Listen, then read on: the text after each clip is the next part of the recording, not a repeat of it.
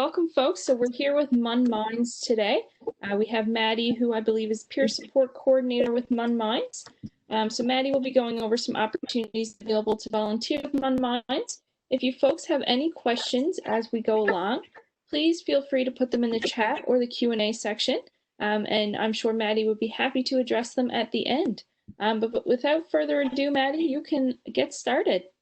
Awesome. So hello, everybody. My name is Maddie, and I'm here from MUN Minds.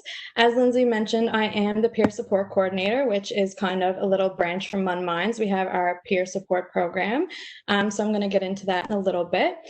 For any new students, welcome to MUN, and all returning students, welcome back. So let's get into what MUN Minds, who we are, and what we do.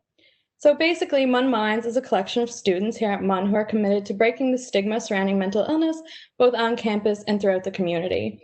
So basically what we do is we're a group of students who are really committed to wanting to spread more awareness and education around campus and throughout our community on mental health and mental illness and these issues.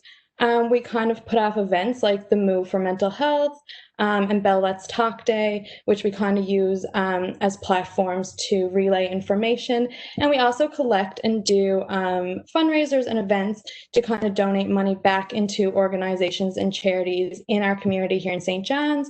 So we've done fundraisers in the past and donated to like the Iris Kirby House. And we've also been looking into doing donations to places like the NL Sexual Assault Prevention Crisis Line, so things like that. So that's kind of what we do here. We're really about the education and ending the stigma surrounding mental illness. So essentially, we act as a resource center for students coming from the 6th floor of the University Center. So in our office, we have resources from pamphlets, books on all the different types of mental illnesses, stress balls, these kinds of things. So students can essentially drop in there and have a chat with us, pick up on some of the resources, learn different things about all the different mental illnesses. We also work on offering mental health first aid to students. So if you're a student interested in getting your mental health first aid, you can reach out to us and we can hopefully put you in contact with someone who can help you with that. It has been a bit of a rocky road for us, I won't lie, and especially with the pandemic in place. You can only do gatherings of 50 now and running things online and stuff like that. But if you do have questions about that at this point in time, you can reach out to us and we can try to help as much as we can. But essentially, we kind of just give information like what I have listed here below. So like if you're in a crisis, there's some numbers there you can call. On our Facebook page and going virtually, we've really been working on doing like weekly mental health tips, and you can find hopefully a pinned post of resources and emergency contacts, numbers, and websites and stuff on our Facebook page. So essentially, that's what we're here for. Typically in person, when we do a little Bristol board, these are some little infographics we typically put up on there that depict, it says hashtag mental illness feels like. This one, for example, says anxiety feels like. And I really like these. I think they spark conversation in 2 different ways. In one way, people can read them and say, someone understands how I feel, or I feel that way. And in another conversation, you can read it and say, that's not how it feels for me. For me, anxiety feels like this. And I think that's also really nice that we use that to kind of educate and help each other recognize that we're similar, but we're also different. So if you take anything from this today, it's pain is relative and to be kind always, because you're not really sure what anyone's going through. And these are kind of the goals and messages that we use like our group to relay. Another thing about MUN Minds is that we offer this Beneath Our Surface Scholarship, which is an $1,000 scholarship made possible by community donations. So the Beneath Our Surface Scholarship is basically used to help individuals who have been impacted by mental health and mental illness. So the scholarship entails writing pretty much like a little essay, basically explaining to us and demonstrating how your life has been impacted or affected by mental health or mental illness. So some eligibility for the scholarship is that you have to be a full-time undergraduate or graduate student at MUN, hold an academic average of no less than 65%, and of course demonstrate that mental illness or mental health issues have had an impact on your lives. unfortunately,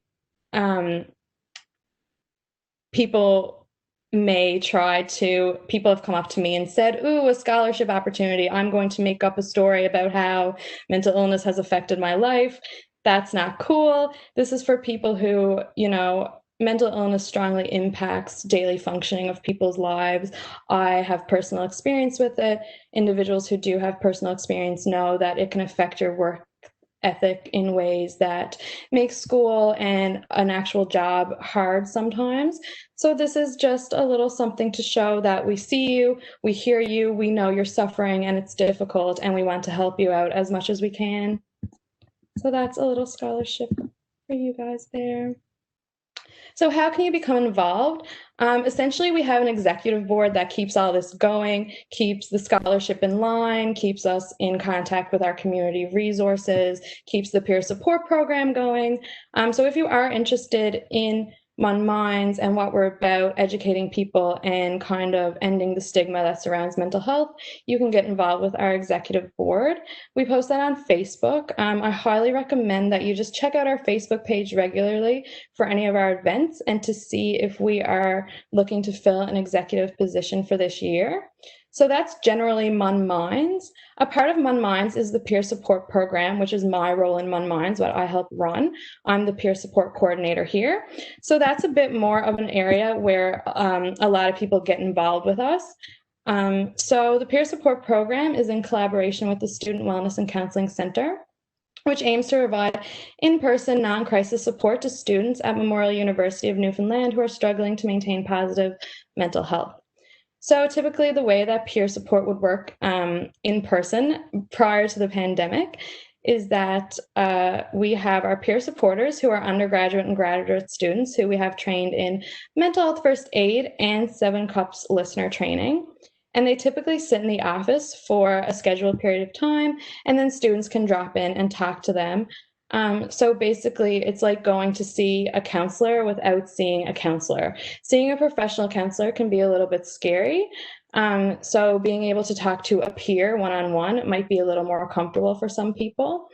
As well, that I know I only live an hour outside of St. John, so I can't imagine people who have come to MUN from all over the world, and it's really confusing to know, like, where do I go? What resources do I have? Who can I chat with? So that's what we're here for, and we're here for you in that way. We're moving peer support online. So if you are interested in getting peer support, we're hopefully will be setting that up soon so that you can book appointments and have WebEx meetings with us, but we're still working through that. So keep up on our Facebook page for that. If you're interested in becoming a peer supporter, which is where you can volunteer with us, you will need your mental health first aid, but we will help you get that. You can just email myself. My name is Maddie. At munminds@gmail.com. You can just generally address peer support if you like, or address myself. You'll get answered either way. For some more information on that, peer support, I think, is a really good opportunity if you're in psychology, which I am. If you're looking to be some kind of a counselor or work one-on-one with people in your career, it looks really good to have on a resume that you have this kind of experience. And you also get your mental health first aid, so that's a pretty good bonus as well. So to contact us, as I've mentioned a few times, our email is munminds@gmail.com. We also have our Facebook page, which is where we post the majority of our updates and such. So if you want to keep up with us, I'd recommend checking our Facebook page. But we also do have a Twitter and an Instagram, which is just @munminds, where we post updates and content as well. And I also just included the Eastern Health Mental Health Crisis Line phone number there, which is open for 24 hours. That's pretty much all from me on us. So the topics that we went over was the MUN Minds Executive Board, which is a volunteer position that you can volunteer for, how we kind of go about ending the stigma and the resources and connections we have with our community, and of course being a peer support volunteer. I also talked about the Beneath Our Surface Scholarship, so those are just a few things that I went over. If you'd like to ask any in detail questions on any of that. Awesome, thank you, Maddie. So we do have a question based on what would be the time commitment involved to be a peer supporter? The time commitment involved to be a peer supporter. Typically, the way that peer supporters work is you will send me your schedule and your availability, and I'll try my best to put it into a schedule. So basically, I'll ask you how many hours a day would you, not hours a day, sorry, hours a week would you like to be committed to being a peer supporter? And let's say you say, I would like to do it for 3 hours a week. I'm available on Monday and Wednesday. Then I would try to put you in for maybe 2 hours on Monday and an hour on Wednesday. It's pretty flexible. I like to try to make the schedule so that it fits into everyone's availability in a good way. For online peer support, we're looking to book appointments. So you would typically give us an availability. So let's say you say, I'm good at Monday from 10 to 11, then people could book an appointment with you between those times and you'd be expected to be there, but otherwise you're not. And let's say you say, I'm free from 10 to 12 on Monday and no one books an appointment with you, then you're good. Awesome. And what would you say is the general time commitment for the training involved? I know you mentioned some mental health first aid. So what does that kind of look like in terms of time commitment? So mental health first aid through mental health first aid, regardless, the time commitment is 2 days. So it is typically, I believe, a 9 to 5 workshop that you have to be there for on 2 days for the full time. It's something that you have to pay for. So mental health first aid typically is very, very expensive. If you go to do it on your own, it can be up to like $200, $300. Doing it through the university with us, we're working on getting it discounted. In the past, students haven't had to pay more than $50 to do it through the university, and sometimes for free, depending on what kind of funding and such we can get. So for the trainings, the 7 Cups training is an online training that takes probably 20 minutes, half an hour to get done. And then the mental health first aid is 2 days. Didn't you get in there? Wonderful, Maddie. Thank you. So with 5 minutes left, that appears to be all the questions. But one question I guess I will put out to you is, being a peer supporter is a really heavy role, I would imagine, supporting others. So I guess what would be one piece of advice that you would give to a student in terms of how to practice self-care, whether it's as a peer supporter or just as a student in general? I think I also volunteer with another group at MUN called I Love Me, which I'm plugging now, but you guys can check that out too.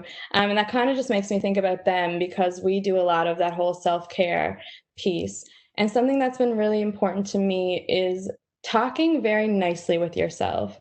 Give yourself a break, debrief yourself, talk kindly with yourself, realize that you can't do everything. You can't be perfect. You're going to make mistakes.